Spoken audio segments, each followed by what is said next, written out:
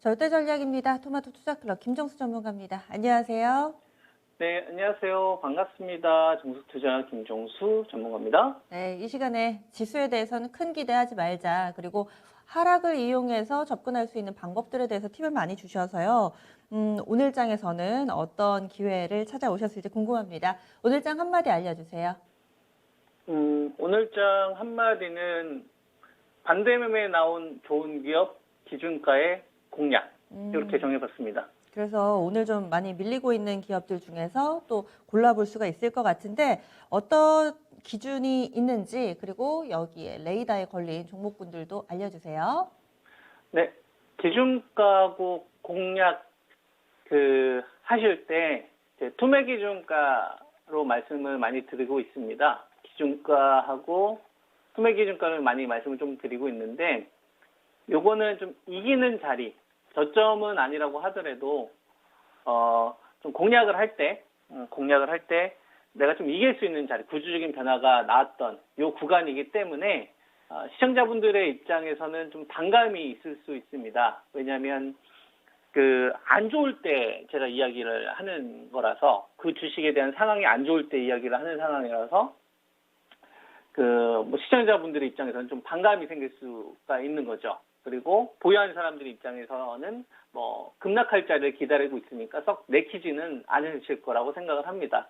근데 이제 주식이 이렇게 감정으로 이야기할 수 있는 시장이 아니잖아요. 그래서 감정은 다 배제하고 지금 시장에서 최대한 내가 좀 유리하게 계속 이길 수 있는 구간을 전 찾는 게 오히려 더 현명하지 않나, 이렇게 저는 생각을 합니다. 왜냐하면 어른이니까, 아이들이 아니라 어른이니까.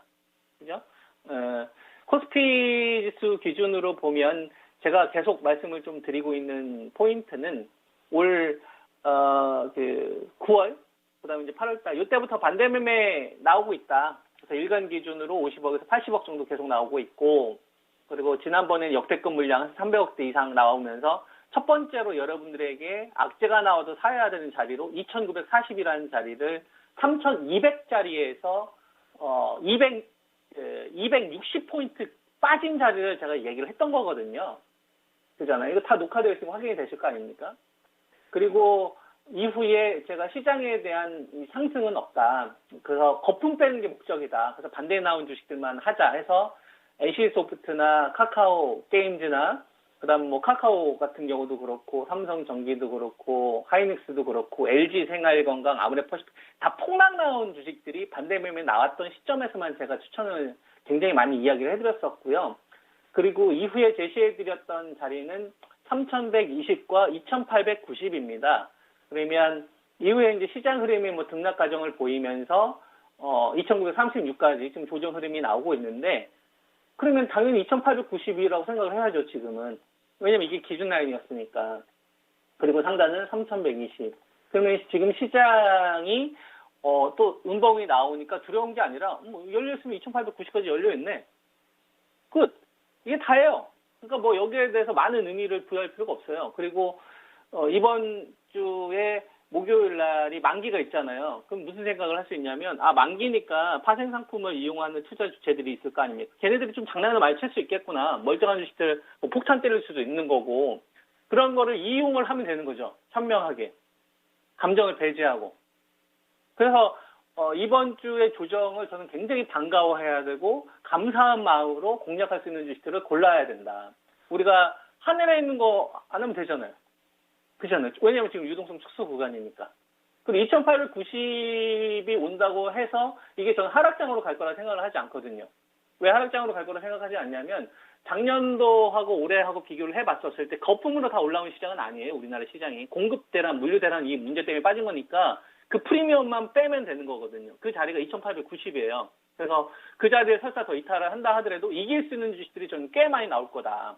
그래서 그 가격대를 찾는 게 되게 중요하다. 그래서 이번 주 목요일에 만기가 있잖아요. 그래서 만기까지 파생 상품을 이용을 해서 뭐 뉴스들 막 쏟아질 수도 있고요. 그다음에 주식들을 멀쩡하게 급락시킬 수 있어요.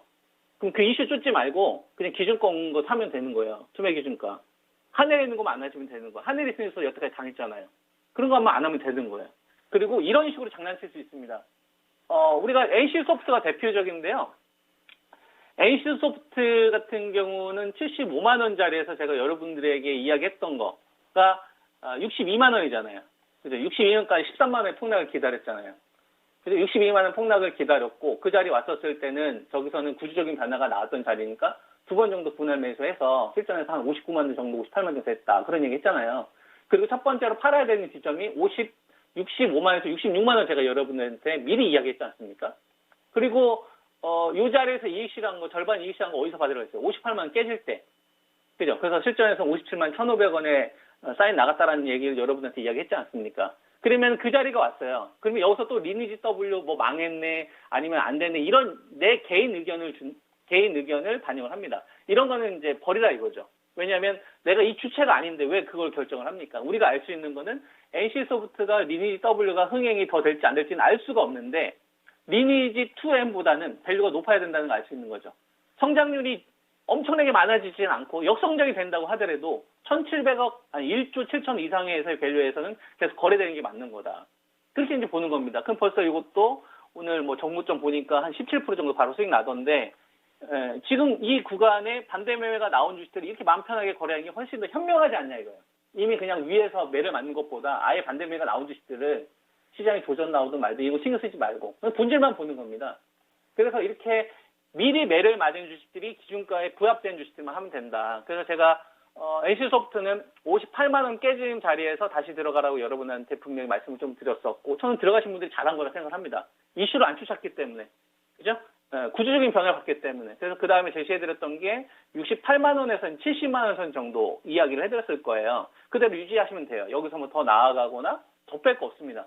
그리고 넷마블 같은 경우는 제가 따라가지 말고 11만 7천 원 기다리자는 말씀을 계속 드리고 있지 않습니까? 살 걸 썼으면 진작에 샀어야 됐다. 11만 7천 원. 그러면 지금도 사면 안 되는 거죠. 왜? 5,500원이나 비싸잖아요, 지금. 5,500원이나 비싸잖아요. 그러면 중요한 게 11만 7천 원이라는 기준을 저 사람은 어떻게 뽑아냈을까를 여러분들이 생각을 하셔야 됩니다. 어떻게 저 밸류 자를 계산을 했는지 시장에 막 이게 출렁거림이 나오더라도 저 숫자를 계속 이야기할 수 있는지를 여러분들이 찾아내셔야 돼요. 그래야 시장에 등락이 나오더라도 내가 이길 수 있는 자리를 계속 공략할 수 있는 거다. 우리가 화장품 관련돼서 슬슬 이제 좋은 얘기가 많이 나오지 않습니까? 아모레퍼시픽은 제가 여러분들한테 18만 원 깨지는 자리. 사실 한 2, 3주 정도 되는 기간 동안 얼마나 출렁거림이 있었나요? 근데 그냥 18만 원 밑에서 내가 두 번 정도 분할 매수하면 되니까 지금 이런 조정에 별로 신경 안 쓰는 거고, 위드 코로나와 관련된 이런 내용이 나와서 반전이 나오면 감사한 거죠.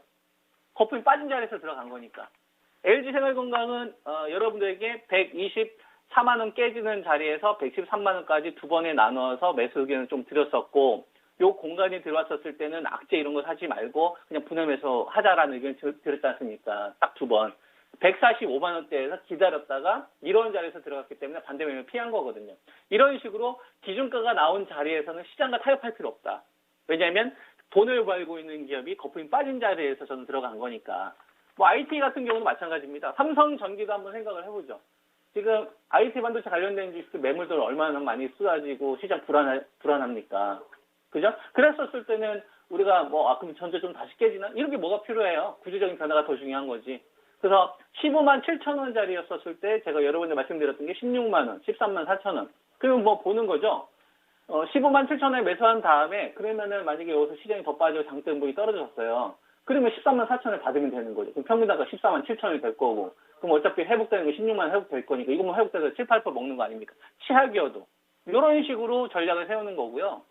그 다음에 반도체 같은 경우는 하이닉스도 9만 7천 원 말씀을 좀 드렸지 않습니까? 그럼 시장이 조정 나오는 게 뭐가 필요합니까? 어차피 9만 7천 원에 샀는데 14만 5천 원에 안 살 거 9만 7천 원에 산 거고, 그 다음에 10만 6천 원 회복될 거 보고 두 번 정도 분할 매수했었으면 아마 대부분 다 평균 단가가 10만 3천 원 이하가 되실 거예요. 그러면 이게 더 중요한 거죠. 그래서 만약에 조정이 났으면 이 자리에서 사면 되는 겁니다. 그 이상 그 이하도 없는 거예요. 가격 딱 정해놓고 내가 공략할 수 있는 자리에서만 우리가 좀 투자 전략을 세우면 되지 않을까, 이렇게 이제 보고 있다, 이렇게 말씀을 좀 드리고요. 그 다음에 조정이 좀 나와서 가격 조정이 나왔었을 때 공략할 만한 거. 그러니까 현대자동차는 전 20만 3천 원이 지켜지면 다행인데 혹시라도 이걸 깨게 되면 자동차에서 프리미엄을 뺄 수 있다. 그러면 17만 원에서 16만 원짜리까지는 전 기다려야 된다라고 보고 있고요.